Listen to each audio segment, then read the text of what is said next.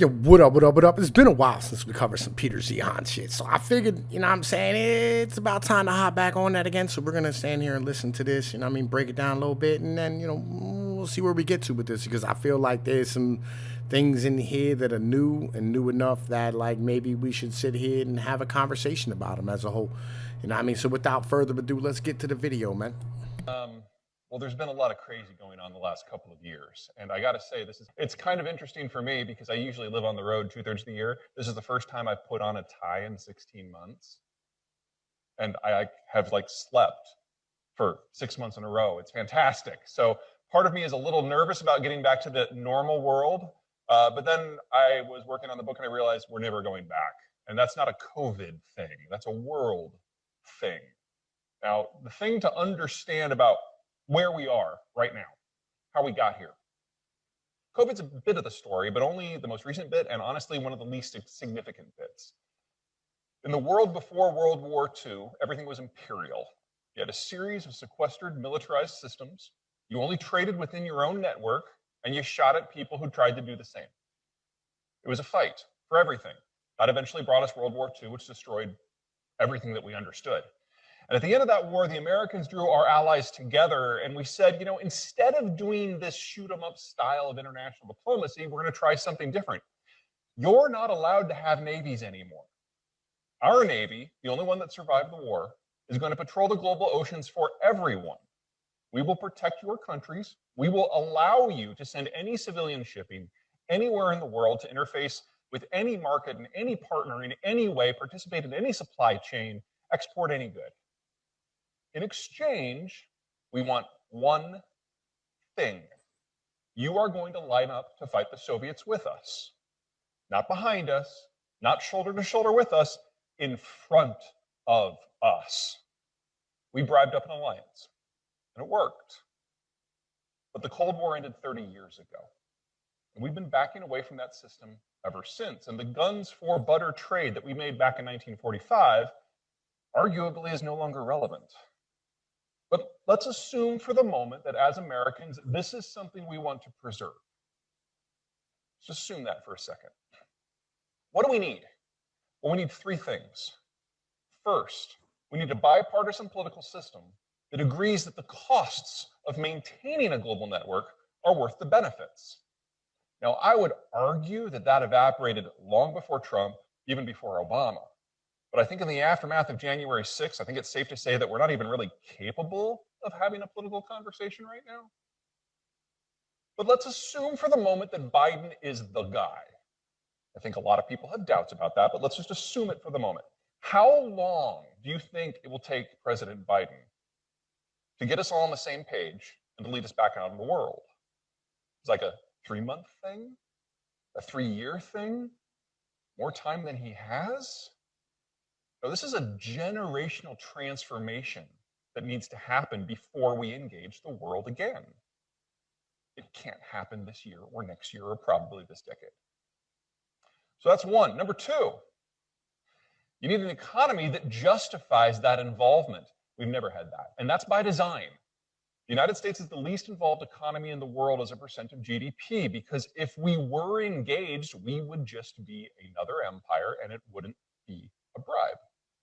We pay people to be on our side, not the other way around. And then third, you would need a global military footprint to keep the peace. That's gone. This is total number of troops stationed abroad since World War II. It's been trending down for some time. This Middle East chunk goes to 0 in 5 weeks. Even if we were in agreement, even if we thought the costs were justified, we no longer have the military position to even try. It's done. It's over. We're in the transition to what's ever next. All right, I think this is important, right? You know what I'm saying? Like, in particular, like this here is like really, really important, right? Let's listen to it again because like I want motherfuckers to understand this, that literally like all of our global trade that we allow and have people importing in our country is a bribe. It's a goddamn bribe. Us keeping the fucking sea lanes open and holding up the ceiling is a bribe.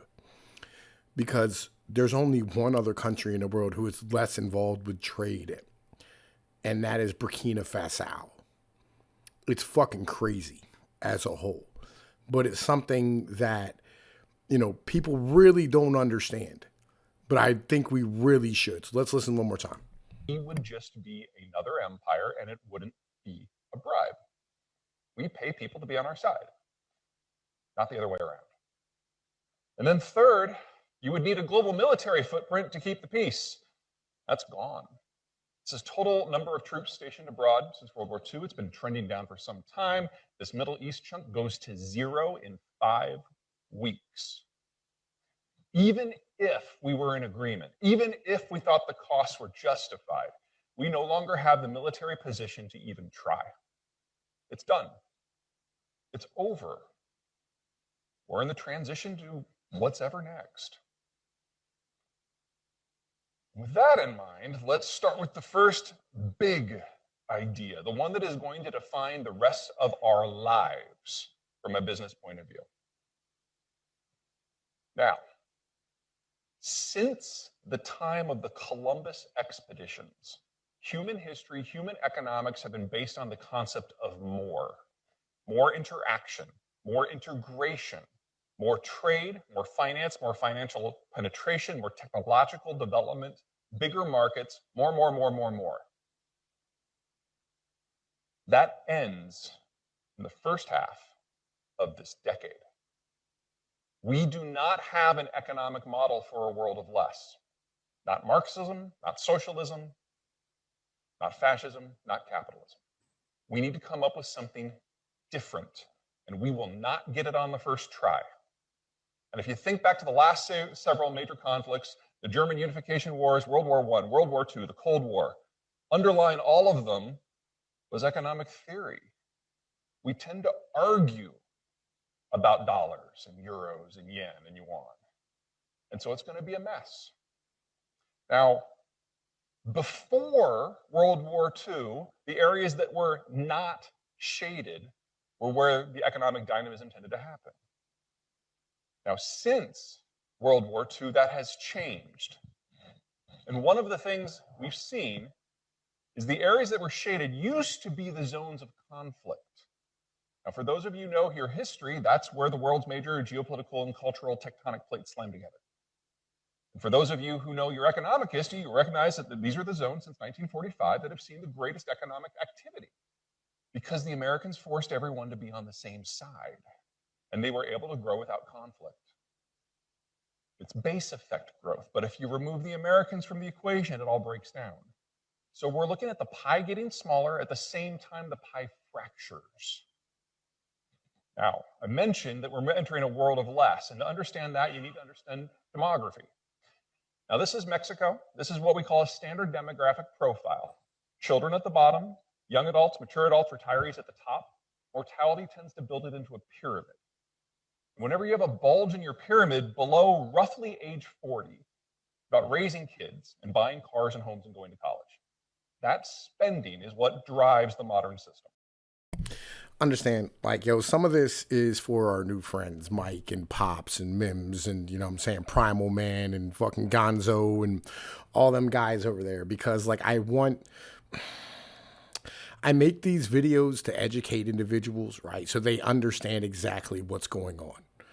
Because once you understand the mechanisms and why things are happening, shit fucks your brain up and it changes your entire mentality, right? And I think it's important that people really have these conversations and really start understanding what's coming so that we can make a plan to do better with where we are, is kind of the mentality, do better with what we're going to do. And so when we look at things, you're not just thinking in terms of black and white, and you understand the gray areas of what's popping off, right? So this is what I'm doing this for. I'm doing this for y'all, right? Because I already want, me and TK and all those over here, we already are on this. We've already gotten to this motherfucking level and shit. So let's keep rocking and whatnot. And in most of the world, somewhere between 40 and 75% of all GDP comes from this sort of consumption-led activity. This is a partner. We like this. Young Mexicans are not very high on the value-added scale, so they do things that we're not good at and vice versa. Integration for trade is fantastic. It's the most complementary economic partnership on the planet, and all those young people buy a lot of American products. So Mexico became our largest trading partner in calendar year 2019. 2020 data is a mess because of COVID. They're going to take that position back in 21 formally and probably never give it up in our lives. Partner, not a partner. This is Korea. 50 years ago, they had a baby bust. They're running out of people. Now, the people they do have here at the top, this big bulge, people late 40s to early 60s, folks that literally have decades of expertise in their chosen field. Very productive, very high value added, going head to head with the American worker. But they have no consumption, so they have to export it. We will never have a trade surplus with a country that looks like this. Consumption-led, export-led. There's also an immigration angle. So here's Mexico zoomed up. Check this out. At roughly age 25, it drops off. You guys remember what happened 25 years ago in Mexico? They fully implemented NAFTA. Economic growth happened. People moved from the farms into the cities, from having kids running around doing farm labor, to all of a sudden being crammed into urban apartments. Birth rate dropped. Net migration from Mexico has now been negative for 11 years. It'll probably never turn positive again. So Mexico is facing something kind of like the Korea problem, but on a 30 to 45-year delay. Here's India. Teeming India, now the most populous country in the world, right? Same thing. It's happening everywhere. It's even happening in Central America. So we're a little obsessed these days with Central American migrant caravans crossing the border. Not for much longer.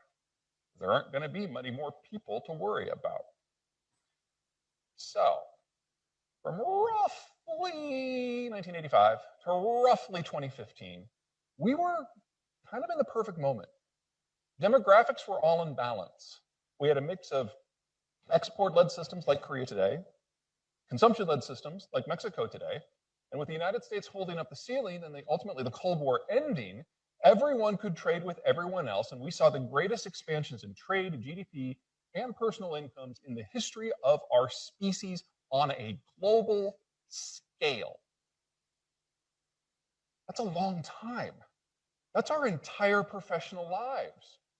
But it's the most abnormal period in human history. Now this is some of the major players back in 2000.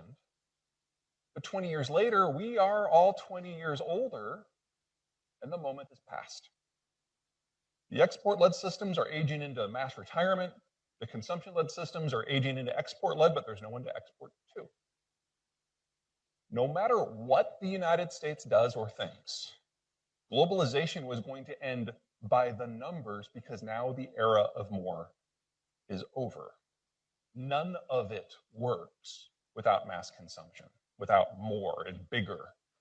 And we now have bare minimum 50 years of less. Probably a lot more, unless we figure out cloning or something. I mean, that's like the scale of what would need to be done. Global population, its current rate of decline, is going to be less than 6 billion people by 2070. That assumes nothing goes wrong.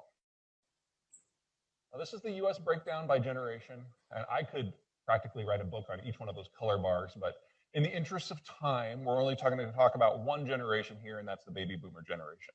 People who were born between World War II and 1965. Largest generation we have ever had as a percentage of the population, and they are responsible for the world we're in and the transition that we're going through right now. Two big things. First one is something that the boomers did that all the boomers around the world did. Key thing to remember is it's not just an American population cohort. The same thing that happened here happened elsewhere. After World War II, the GIs came home, they founded families, they founded the suburbs, they moved into their quarter-acre lots, they had a bunch of kids. Those kids are the boomers. And something similar happened in Australia and Britain and Japan and Korea and Germany, everywhere after the war. So it is the largest generation, not just here in the US, but globally. They were born at the same time, they went through adolescence at the same time, their adult lives were at the same time, and now they are retiring at the same time. Think about how you invest your personal money. When you're 35, your income's small. You can't afford to shave off too much for the future. When you're 55, your income is substantially larger. And you can afford not just to Pay attention. This is highly important shit right here. I know like everybody's watched Z Haynes shit before, has, you know what I'm saying, stood here and seen this, right? But like the truth of the matter is that like, you know, a lot of y'all haven't seen it. And I mean, let's be real, most motherfuckers don't go back through your back catalog and start watching your old videos and shit. You know what I mean? So, you know, I mean, we're introducing this to many new people as a whole. Let's keep rocking. invest more in absolute terms, but in relative terms. So it's an exponential increase. And then when you're 64 and 7/8, every spare cent you have, you shove into that retirement account. And then you retire. And you never add to it again. In fact, you start whittling it down. This is average net worth in the United States. Oh, these are supposed to be by decades. I'm sorry, we had a data issue. So this is 35, 45, 55, 65, 75. As you age, it goes up. And the only reason it goes up between the 65ers and the 75ers is mortality. Household incomes combine as one person passes away in a couple. If it wasn't for that, it would drop substantially. Now, as you move up this scale, it's not just the numbers that change, it's the velocity of capital. Because as you approach retirement, you are looking to get every last increment of income you can. And a lot of people, as they near 65, realize they don't have enough put away. And so they start investing in things like Rwandan infrastructure bonds and Bitcoin. High velocity investments, a little risky, but then you retire and you cash it all out. And it turns into T-bills. So more money, higher velocity, more money, higher velocity, and a dead stop. That dead stop for the boomers, writ large, globally, happens next year. That's the year the majority of the boomers have retired. The US may have an ace in the hole, but it's not one we should probably really celebrate. Because this is everybody. Notice the scale, 300 at the top. This is everybody, including the 1%. I said that backwards, so sorry. This is everyone but minus the 1%. This is everyone with the 1%. Half of all financial assets in this country are held by the 1%. And if you factor them into the data, things get a little different. Number one, half of the total. Second, they invest differently, especially after retirement. When a 1%er retires, they have far more money than they need for their lifestyle. So they start transferring it to the next generation. That's why it starts to drop. The 99% have to keep their investments conservative, because if there's a currency crash or a stock market crash, they're doomed. It's over. They're destitute. It doesn't happen with the 1%. They, on average, keep half to 2/3 of their total savings economically active in markets. And they start transferring to the lower generation where it can be put to productive use.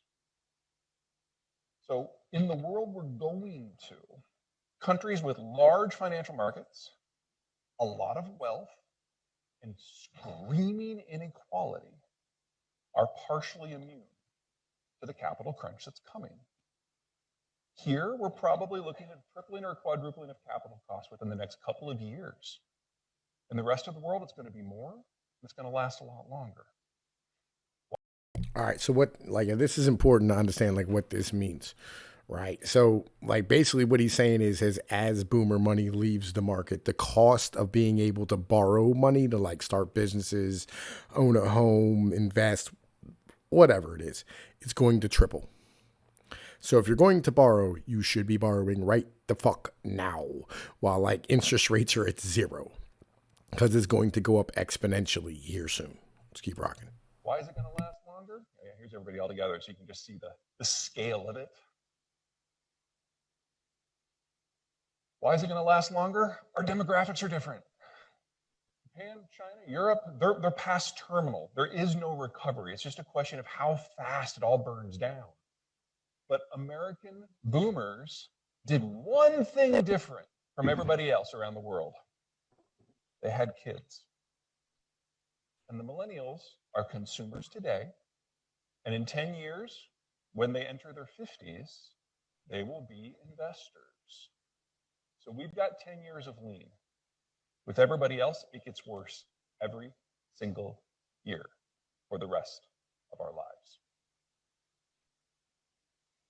So that's the first big idea. Those of you who are financial advisors, there's lots of implications for you. Some are good, some are awful. Any questions before we launch into the Chinese?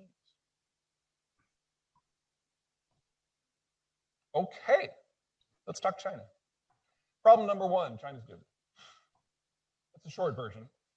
China in 10 years will not exist as a functional nation state, assuming it's a country at all. This is the Chinese demography back in 1950. This is right after World War II. They had a little baby bust as soon as the Japanese were no longer occupying them. You know, I'd celebrate too. You fast forward, however, to 1980, and Mao and his folks were thinking that there were just too many children because that boom had exploded. And this is the China that I think most of us still think of. The China that just has an endless, bottomless population of young people who can make anything for pennies on the dollar. But that's not accurate because the Chinese put in place the one-child policy. And if you fast forward to the 2000, you can see it took a huge bite out of their demography. Now, China at this time, in the year 2000, was kind of in this magic moment for a few years because the people who were born before one child were now in their 20s. So there's that bottomless labor. But they didn't have very many kids, which meant that all the money that they normally would have been spending on diapers and homes, they could spend on pizzas and convertibles. So China had rapidly growing economic activity, rapid urbanization. They urbanized at 7 times the pace that we did. They crammed 200 years of economic development into 40, which sounds really impressive until you realize that you can only do that once. And at the same time, they spent all their money on high impact consumption. No offense to those of you who are parents, but the velocity of capital that comes from going on vacation is higher than what you get from buying diapers because it involves more people. It pushes it further. But again, you can only do that once. Here's China today. China, as of January 1st of this year, was the fastest aging society in human history. They're already past the point of no return for demographic recovery. And then we found out about 6 weeks ago that the Chinese, by China's own admission, had gotten the data wrong. Their birth rate has dropped by more than half in the last 5 years. And that's before you consider some of the genocidal policies they're doing in places like Xinjiang, where they're now party loyalists physically, permanently installed into each home to make sure that the husband and the wife cannot sleep in the same bed so they can't have kids. That's the Uyghur population. That's what they're doing to the Uyghurs. They actually have people in their homes to make sure that they don't breed. Right. Highly important to understand. In Xinjiang, the birth rates dropped by like 3/4 in just 2 years. We don't have a full counting of the data because it's Chinese data, but every aspect of it looks horrific by any definition. And this is now the best case scenario, because if you fast forward just to 2030, China in less than 15 years is going to have a greater proportion of retirees than any country in the world, including Japan.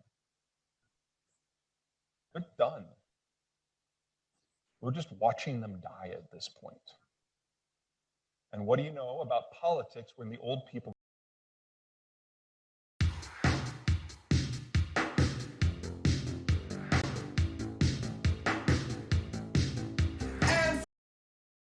are the ones calling all the shots? It gets brittle, it gets loud, it gets judgy, and it doesn't care at all about the facts. That's wolf warrior diplomacy. This is what a country looks like when it's going out of history. You can see it in some of the numbers. This is average wages in a number of countries in Southeast Asia that I'm broadly positive on. Here are the Mexicans right in the middle, hyper competitive. And here's the PRC. Labor costs have increased by about a factor of 12 in 20 years. It's the fastest labor inflation we've ever seen on this planet. China is no longer the cost or the low-cost producer, and they haven't moved up the value-added scale to become the high-cost producer. 12-fold increase in labor, but their labor skill has probably only roughly doubled their productivity. What that means is that, the Chinese are now more expensive to hire to build something than all these other countries in Malaysia, Philippines, Thailand, Mexico. That's what we're saying. And Mexico's right next door, so if the cost of labor is cheaper and the cost of transportation's incredibly amounts of cheaper, right? That's fucking important, because when it costs $20,000 to ship a fucking container from fucking China to the United States, why would you keep manufacturing there if it's cheaper to do it in Mexico? Just build a facility in Mexico or Guatemala or Honduras. When it really comes down to it, it makes way more financial sense to do that. In 20 years. Their peak was probably around 2004 to 2006. Since then, they've been getting less efficient. And now we're in a situation where their labor pool will shrink substantially every year until the end. The strategic picture is much worse. The deep russet, those are densely populated areas. You'll notice, do I have a laser up here? I do not. You'll notice that up in northern China, north of Shanghai, that's where the bulk of the population is. That big russet blob up here, that's 70% of the Chinese population. Look at how they interact with the world. Their only way to push out to the ocean is to go between Japan and Taiwan. Does all their talk of reunification make a little bit more sense now? China is not a consumption-led system. They have to export. They have to access the wider world. And to do that, they have to sail between the two countries that are most pathologically opposed to them. The only way that China has ever been able to interact economically with the wider world is under the American-led globalized order, because we put everybody in this part of the world on the same side. All the Americans have to do, if the goal really is to destroy China, is go home. Geography will take care of the rest. The lights will probably go out first. The green bars over here are where the oil comes from. The red bars over here are where the oil goes to. They're a convenient 6,000 miles apart. So for China to import oil, 80% of its oil needs, it has to sail by Vietnam, who hates them, by Indonesia and Malaysia, who hate them, by Singapore, which has an aircraft carrier berth designed for American and Japanese carriers, by India, who really hates them, and then it can get to the Persian Gulf and it can have all kinds of fun in the Middle East, just like we did. Remember, the Chinese have one aircraft carrier. It's a clone of a Soviet carrier that was designed in the 60s. That's it. Now, the Shandong, their carrier, we have 10 that are the same size. And in addition to our 10 carrying twice as many fighter craft, they also have 3,000 Marines on board. So 10 to 1. And those aren't what we call carriers. Those are what we call our amphibious assault units. We then have super carriers, 12 of them, that have 7 times the combat capability of the Shandong. So in just aircraft carriers, you're talking here like a 40 to 1 ratio.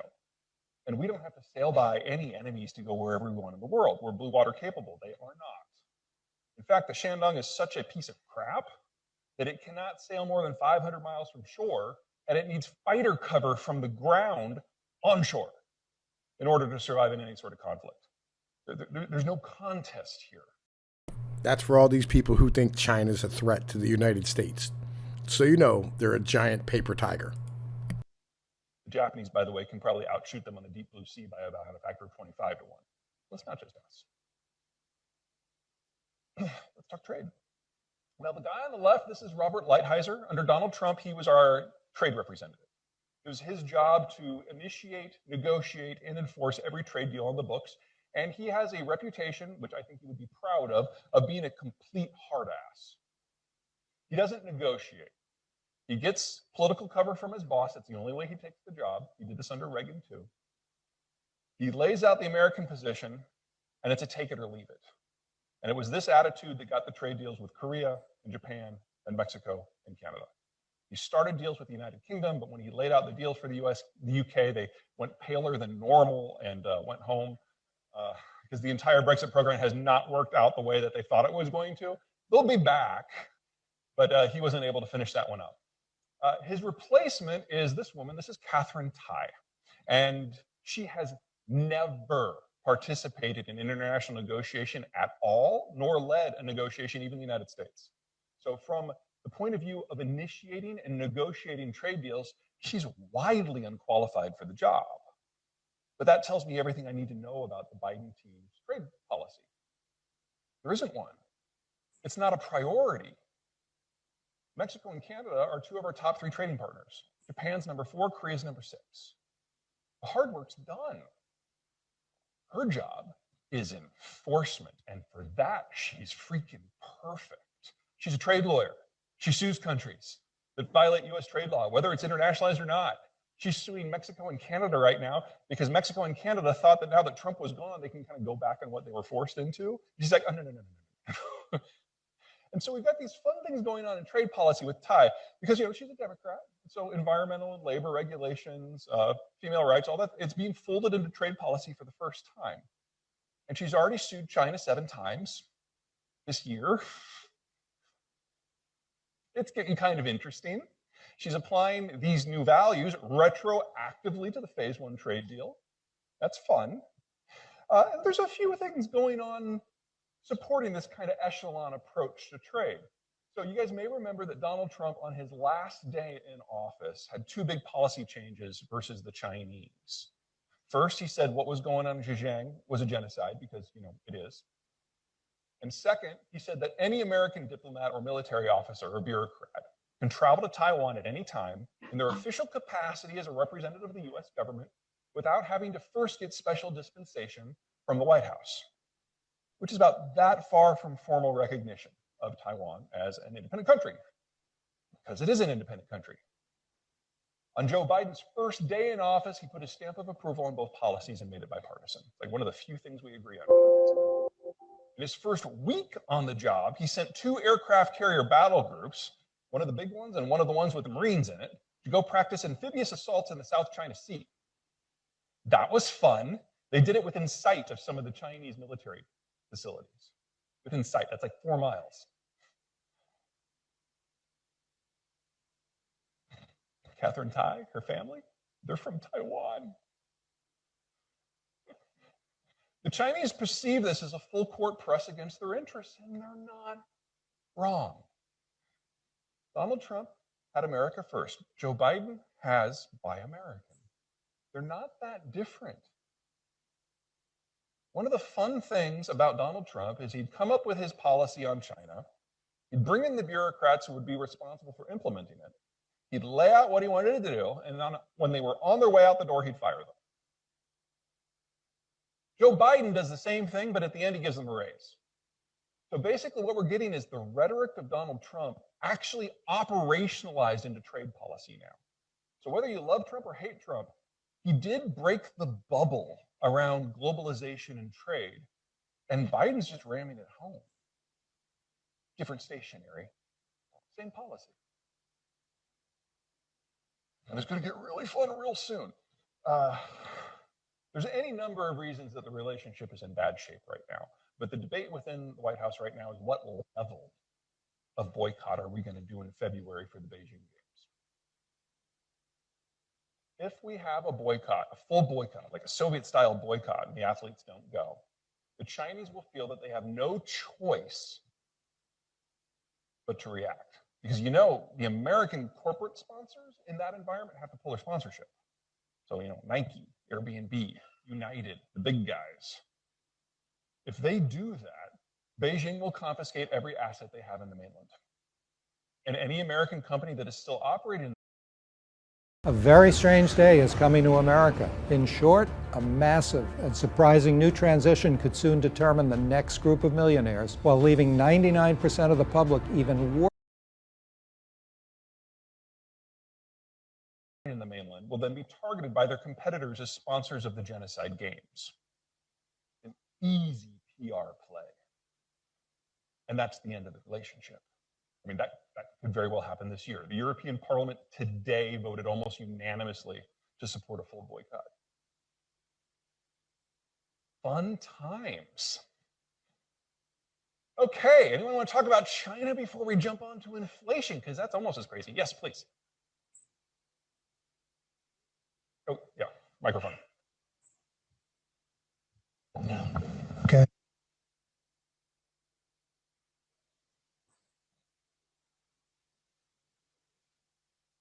I'll get it figured out. Given the demographics in China and what's going to happen over the next, say, 10 years, at what point does that have implications for the Chinese financial markets and it become a potential short opportunity in terms of the decline in their equity markets? Something to keep in mind when you're talking finance. And this can go any number of directions, and I could probably talk to you about an hour and still not cover all the caveats. But if we're moving into an environment from hyper availability of capital to hyper shortage of capital, you should also expect rancid levels of capital controls and capital flight. As long as it's yuan denominated and 99% of the yuan supply is locked up in the mainland, any investments in the mainland, as far as I'm concerned, are like going to Macau and gambling. Not based on fundamentals. With capital controls, you won't get anything out. The Chinese have already taken remarkable steps to limit the ability of their own people to move money abroad, but they can't plug all the holes fast enough. So we're still talking like $1 trillion a year of capital flight for each of the last 10 years. At some point, foreign money that is in the country is going to face exactly the same problem, which means you can't short a market with capital controls. You have to think back to before 1971 when the capital controls were basically banished. That's the world. Some version of that world is probably what we're going back to, which means that any sort of international investment without an investment treaty is at a degree of risk of just going to zero. And on a broader scale, if you look back to the world before World War II, it was the fate of 99% of financial markets to go to zero at some point. We're not used to that in the era of fiat money, but we're going to get used to it good and hard pretty soon. So me personally, I don't invest in the PRC. Please. All right, so Alan asked, what are your thoughts on long-term implications of crypto and government regulations? We're going to talk about crypto in the next section. Yes, this section. But we'll get to that in a minute. Crypto. Yeah. Okay, let's start with COVID because we kind of have to. The original coronavirus variant out of Wuhan had an R0, number of people who are normally infected, of 3 to 4 based on your specifics of your environment. That made it about 3 times as communicable as the flu. That's one of the reasons why the maskings and the social distancing, while working okay against COVID, obliterated the flu. We had 98% reduction in flu cases last winter. I mean, that's brilliant. Makes it hard to figure out what you're going to do for the vaccine this year, but as it is. So we have 4 new variants that have boiled up since roughly Thanksgiving. The Alpha variant, or the British variant, is scary enough, about 70 to 80% more communicable. It's also more likely to infect people between age 20 and 40 and put them in a hospital. Significant change from the original strain. The Beta variant in South Africa, in my opinion, in the long term is the worst one because it's cross-communicable with mice and rats, which means no human settlement anywhere on the planet will ever be rid of this. We will all need boosters forever. The Gamma variant scares the hell out of me. This is the one that bypasses naturally occurring immunity. So you can get COVID again and again and again because it gets around its own naturally gained immunity. But the one everybody's screaming about right now is the Indian variant, the Delta variant, because it is nearly twice as communicable as the Alpha, and it has a lot of aspects of the Gamma. This is the one that is currently the majority of cases in the United States, and it's spreading like wildfire through any unvaccinated population wherever it happens. This is a little bit older. Now, for you You know, I guys mean, in this the is from South like July, specifically, so you like should be it is very what it is. worried, very worried about this, because you're in air conditioning season. You're clustered together to evade the heat and the humidity. Perfect conditions for COVID. It actually spreads more quickly in drier conditions than humid conditions, and ACs are designed to create the perfect environment for it. So in the South, this summer could be really rough. I'm really worried about what's going to happen in August. And then when we get to winter, it'll be the North's turn. The North has better vaccination rates. In some places in New England are already above 80%. In Alabama, you're not yet to 40.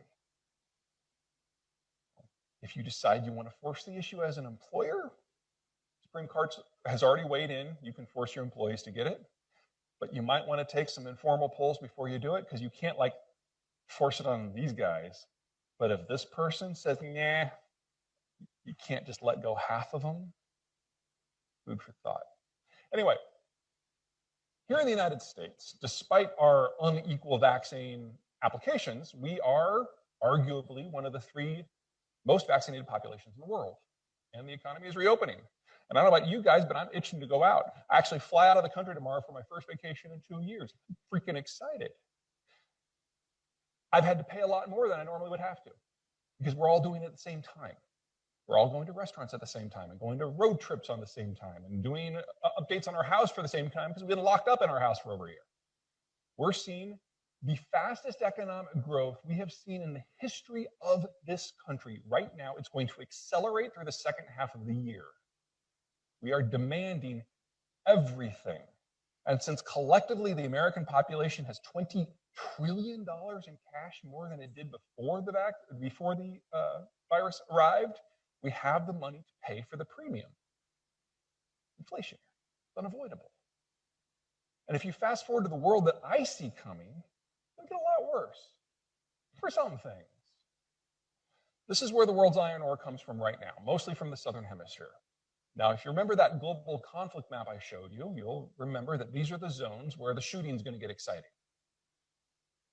That's not where the iron ore comes from, or where the bauxite comes from, or where the copper comes from, or where the lithium comes from. Almost all the raw materials we use in modern life come from the Southern Hemisphere. But you don't use raw lithium or iron ore. You have to refine it into lithium metal and into steel, and that happens somewhere else. Germany, Ukraine, Russia, Japan, Korea, China, those are the world's 6 largest steel exporters. They are in the conflict zones. So while the raw material will remain accessible, it's the finished product that we use that will be a problem. Now, once you have the raw material for any of these things, what's the single biggest cost factor in turning it into something that's useful? Electricity. And courtesy of the shale revolution, the United States has the cheapest electricity in the world without even using a subsidy system. We have 17 steel foundries under construction in the United States right now that will all be operational within the next 9 months. Prices are sending us in that direction before we have a global supply shock. One of the ironic, great things about coronavirus is it exposed to a lot of companies at various levels of the supply chain where their vulnerabilities were, and they're fixing them. And it's not costing them nearly as much as they thought it was going to be. Between the American workforce, the American educational system, the proximity of Mexico, a recession in Canada, and the shale revolution, production costs for any manufactured product are cheaper in North America than they are in East Asia. The only reason that East Asia is still doing it is because of the sunk cost of the actual capital investment in the first place. Now, you can't unwind that overnight, but under coronavirus, we spent 1.5 years working on it. So the United States has actually become less wired into international trade in the last 1.5 years, especially if you consider North America as a unit, which I think we should. Let's talk manufacturing. This is where it all comes from. So this 155 in the middle, that's total value added of all manufacturing in the United States in calendar year 2019. Can't do 2020 right now because it's all over the place. But $1.555 trillion. All the arrows indicate where the value-added components are that contribute to that 155. They're color-coded for their likelihood of disruption, and the numbers are in billions of US dollars. So green should be okay. Yellow, figure 25% of it's not going to make other plans. Orange, you're kind of hosed, that's half. And if it's in red, just write it off completely. Now, in the United States, our two biggest partners are Mexico and Canada, and that's green. There's a lot of green, there's a lot of yellow, there's no red. I don't mean to suggest that we are immune to what is coming, but the exposure is limited. We can grow through it, particularly with some help from our neighbors. The Germans can't. They face two problems. One, they're far more integrated with the wider world, both in absolute and in relative terms. And two, because their demographics are terminal, because Europe's demographics are terminal, they need access to the wider world, not just to get the value-added components in, but to get the finished product out. This model does not work at all. And some German companies have seen the writing on the wall. There's a reason that the biggest Volkswagen plant in the world is in Mexico. They're trying to relocate as much of their value-added production to the Western Hemisphere as they can, while they can. And if the Germans are in trouble, well, then the Chinese are utterly screwed. Nothing that is value-added is made in China. Half of the value-added capacity for plastics and cement happens outside of the country. It's over 90% for telecoms equipment, electronics, and computers. They're the king of the low end. They're the emperor of assembly. And that's not unimportant, but that is really easy to relocate somewhere else. And so it is being. It's just the question is where. Vietnam's picking up some, India's picking up some, Mexico is having the time of its life. And a lot of it's coming here too. Now, when you do assembly in China, you do assembly in the United States, it looks different. We're more likely to automate, but there's still a lot of weird crossovers in a lot of these sectors. So like take computing, for example. There's a lot of computing assembly that requires fingers and eyes. And American fingers and eyes are just too finicky and too expensive. You can't automate that. Mexico's great at that. So we've got this weird mix in the market where the really high-end assembly and computing is going to Mexico, but the mid-end stuff that can be automated, yeah, we'll do that. It's kind of weird, but yeah, it works. Let's talk about a few sectors real quick. The 6 sectors that are relocating most quickly. The first one is wiring. And that's not something that we have done in this country since the 60s. Now, what normally happens with wiring is you get the raw ore, you smelt it into metal, you get an ingot, you send the ingot somewhere where it's melted down and pulled into wire. That wire, as a spool like this, is then sent to a final manufacturing location where it's unspooled, mixed with other wires, built into wiring harnesses, and then put into the vehicle or the computer or whatever. So here in this country, it's only that last step that we do as part of terminal manufacturing, the final step. But the United States is now getting back into primary metals in a big way. Why ship the intermediate pieces away? So as steel plants are coming back, as copper plants are coming back, we're even starting to fiddle with aluminum a little bit. We're going to see more of that middle step coming back. Again, it'll look different. It won't be done by hand as much. But this entire sector is likely to be North American centric moving forward because it's where the metal comes from, and it's where the finished product comes from. Textiles is a weird one. With automation, we can now create thread, turn it into yarn, weave it into cloth, cut it into sections, sew it into clothes, cheaper here than Bangladeshis can do it by hand. All it takes is the industrial investment, which is not that expensive. So any place in the United States that makes synthetic fiber, Gulf Coast, any place in the United States that has cotton, Carolinas, Deep South, can move into this space and basically take over the entire global industry. Other fun fact, a lot of this sector is really shattered. The cotton's in one place, the thread is in another, the yarn is in a third, the cutting's in another place, the clothes are in another, and then the finishing is in a fifth.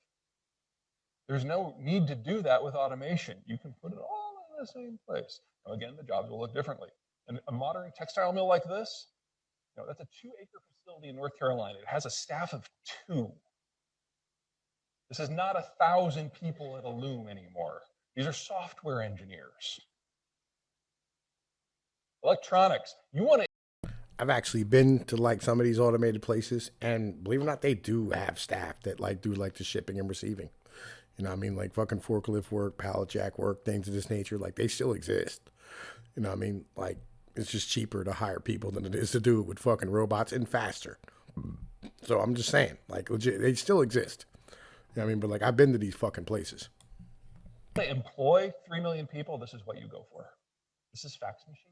This is old style phones. This is stereo speakers. This is hardtop computers.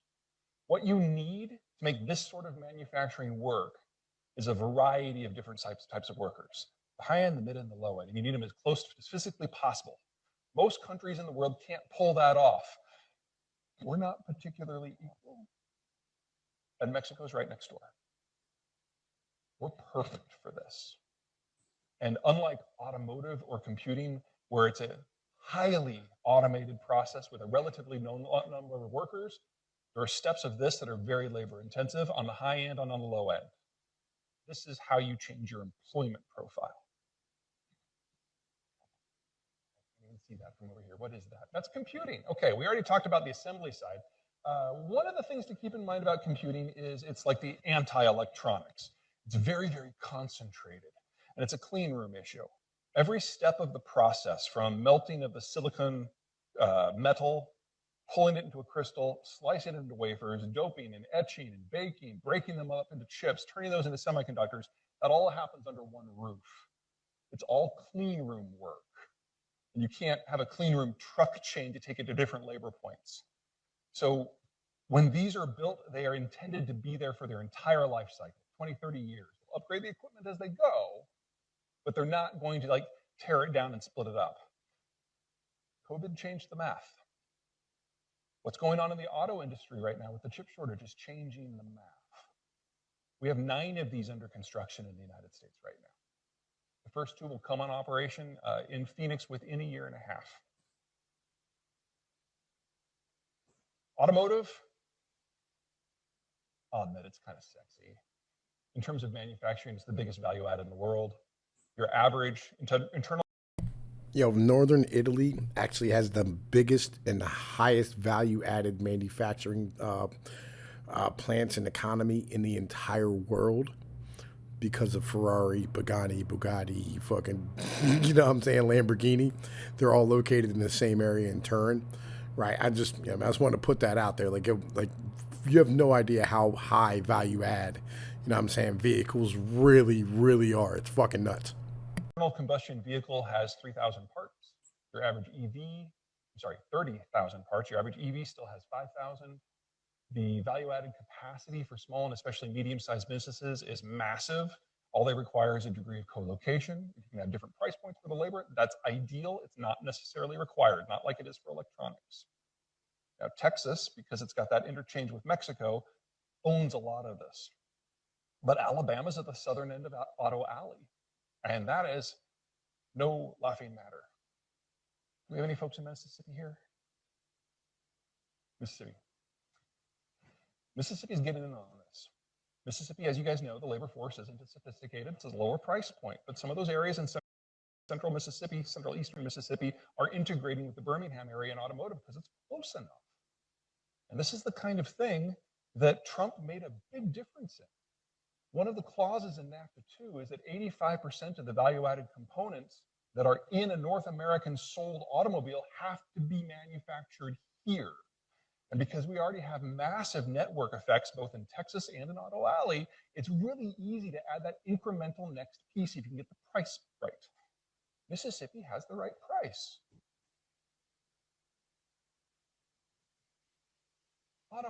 Heavy machinery is kind of like automotive in that there's a lot of pieces that go into it. It tends to be a differentiated supply chain. But because not everyone needs a steamroller, it's not as spread out. Now, when the United States allowed China to join the World Trade Organization in the year 2000, this entire sector, whether it was for farm equipment, manufacturing equipment, construction equipment, or mining equipment, the whole thing moved over to China. So if we do have a split in relations, I hope you have the heavy equipment that you need, because it's going to be 2 or 3 years before that can retool. And there aren't as many places in American automotive that can handle heavy machinery, because it's not what they were designed for. You need to be able to move around really big chunks of metal. Houston can do that, but they can't do that and continue to excel at automotive at the same time. They need more industrial plant. Hey, the heavy machinery part of this is kind of like a really crazy thing, just as an in general, like, ideology, right? So, like, being able to, you know what I'm saying, move stuff around is kind of like a southern and a western city thing, just due to the fact that, like, most of the northeast and northern cities, Detroit, Chicago, whatever it is, right, or whether it be, you know what I mean, like Pittsburgh or, you know, Philly or New York, like, the streets are so goddamn narrow that they really can't move things around very easily. It makes, like, when you take something to Boston, like, you have to drop it off outside of Boston, and then smaller vehicles have to take it in, because, like, you can't fit large trucks because of how the city was not set up for them as an in general thing. And that's why, like, these type of processes haven't been, like, placed in these areas. And I hope you're understanding, like, this is just an entire shift from Michigan, Detroit to Chicago, or to China, and, you know what I mean, back to PA, or back to, you know what I mean, the United States, but it's all going to Texas and the South, where the labor is way cheaper. You know what I mean? This is kind of what's going on, just so y'all see what's popping, you know what I mean, at the moment. So if you are in the need for a heavy truck or a combine, you might want to speed up that purchase, because this, while it is being retooled and it is coming back, one of the Trump's things, 80% has to be done here. It's not moving as quickly because not everybody needs one until they do. We also have the greatest internal migration going on in this country's history, or at least since World War II. Now, this is not a population density map. This is an urban expansion map. So any city in green can physically expand in any direction without restriction. You move into blue, they're blocked in 1 or 2 directions. By the time you get down to red, they physically cannot expand at all. So, for example, Dallas-Fort Worth can just sprawl like a lesion across northern Texas, whereas San Francisco is completely blocked in by ocean and mountain. If you're in red, the only way to expand and add people is to move up. If you're in green, you can go out, and going out costs 1/10 as much on the whole. So blue and green can expand, orange and red can't. That explains housing values for the most part. A lot of other things going on. First of all, baby boomers don't want to shovel snow when they retire. They move where it's warmer. Millennials want to raise kids and not in an efficiency apartment in the Castro. They're moving where there's more room and where it's cheaper, where they can have an actual house. Suburbs are great. Third, because of COVID, no one wants to be on the subway. The cities with circles are dependent upon mass transit. We used to think that of as a plus. Right now, not so much. That means that we have a lot of citizen mobility that is moving to the Mountain West, the Southwest, and the South. Roughly half of our urban centers are losing people, and half of them are gaining people. Isn't that wash? But if you guys remember what happened after the financial crisis, we stopped building homes for 3 years. We entered COVID with fewer free residences than at any time in our history. We're down to 800,000 nationwide. It's gone down since then. Because we had 3 months at the beginning of COVID where no one built anything. So we have half the population in some degree of motion concentrated on half of the metro regions. At the same time, we have housing shortages on a national basis. I live just outside of Denver, and in my neighborhood, property prices have doubled since COVID started. Same things happen in Austin, where I moved from. Wish I would have hung on to that house for a couple years. All right, let's talk cash. All right, yo, look, I'm gonna end this right here and then cut another video, because I think it's important to have this conversation by itself. So, you know what I mean? Like, yo, y'all know the deal. Like, share, and subscribe for one more content. Motherfucker, hit the Patreon link. Motherfucker, support this channel. You know how this works. Peace, you like one. Later.